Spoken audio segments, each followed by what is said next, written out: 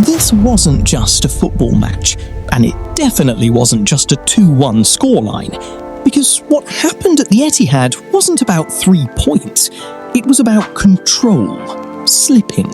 It was about pressure, shifting, and it might have been the exact moment Arsenal stopped leading the title race, even though the table still says they are, because Manchester City didn't just beat them, they reminded them exactly how this story usually ends. And the uncomfortable part? We've seen this before.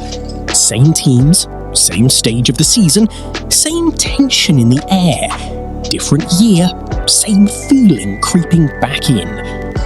Arsenal came into this game knowing exactly what was at stake. One win, just one, and the gap becomes 9 points. 9. At that point, you're not chasing a title anymore, you're watching it disappear into the distance. But instead of killing the race, they reopened it. And not just reopened it, they handed momentum back to the one team you can never afford to give it to. Because Manchester City with momentum is a completely different problem. And here's where things start to get uncomfortable. Because this isn't the same City we've been watching for years. This isn't just control. This isn't just possession. This isn't just slow suffocation. This is something sharper, faster, more direct, more ruthless. This is a version of City that doesn't just dominate games, they can end them in moments. And that's exactly what they did. Before Arsenal had even settled, the warning signs were already there. The ball breaks, a chance opens, the post gets rattled, and suddenly you realise this isn't going to be one of those games where City politely wait for control. This is one where they strike early. And then it happens. 16th minute. One isolated defender. One quick shift. One clean finish. And just like that, City are ahead. No build-up marathon, no endless recycling of possession, just precision, impact, execution. And for a second, you think, here we go again. But to Arsenal's credit, they respond. They press. They force the mistake. They equalise. And now the game resets. And this right here, this exact moment, is where title races are decided. Because anyone can react, anyone can respond, but not everyone can control what comes next. And this is where the difference begins. Because when City concede, they don't panic, they don't rush, they don't abandon what they believe in. They slow the game down. They breathe, they wait, and then they strike again. Minute 65. One duel, one physical battle, one decisive finish. Erling Haaland does what he always does. And suddenly, it's 2-1. And even though there's still time left, it doesn't feel like it. Because here's the truth about games like this. They're not decided by how many chances you create. They're decided by how many moments you own. Arsenal had moments. Late pressure, woodwork, half chances, almost moments. But almost doesn't win you a title. And this is where the real problem begins to show itself.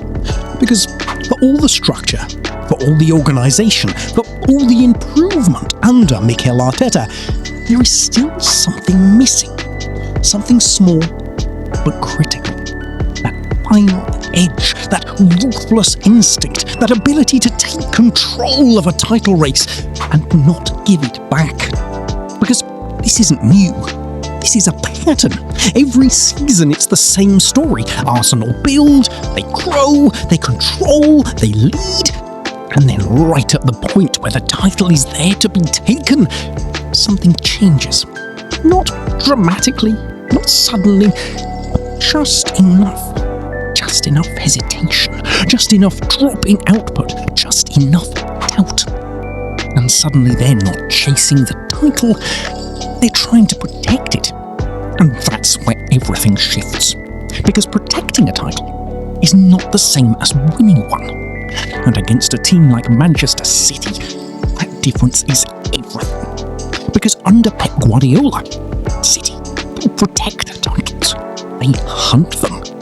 And the scary part? This version of City is better built for that hunt than any before it. Because for years, Guardiola's teams were like machines, perfectly calibrated, positionally flawless, sometimes predictable. Now, they're unpredictable. Now they can hurt you quickly, directly from anywhere. With Rayan Cherki creating chaos between the lines, with wide players stretching defences to breaking point, with Haaland ready to attack space instantly. This is no longer one pattern. This is every pattern. And that's the problem. Because you can't stop everything. You can't block every passing lane. You can't cover every run. And while City have evolved into something more dangerous, Arsenal, in the biggest moments, still look restricted, structured, controlled, careful. And careful doesn't win you April, because April is where titles are decided. And April under Guardiola is something else entirely. 29 wins in 32 matches. That's not form, that's not momentum, that's inevitability. That's a team that understands exactly what this moment requires. And more importantly, a manager who demands it. Because when Guardiola looked at this game, he didn't see risk, he didn't see pressure, he saw opportunity. He called it a final. He embraced the stakes. He handed that weight to his players, and they responded. Arteta, he resets, he manages, he controls. And over a full season, that works. It's why Arsenal are here in the first place. But in a title run-in against City, control isn't enough. Because City don't wait for you to make mistakes anymore. They force them. They create moments faster than you can react. And that's why this version of City feels different. Because they don't just dominate games anymore. They survive them.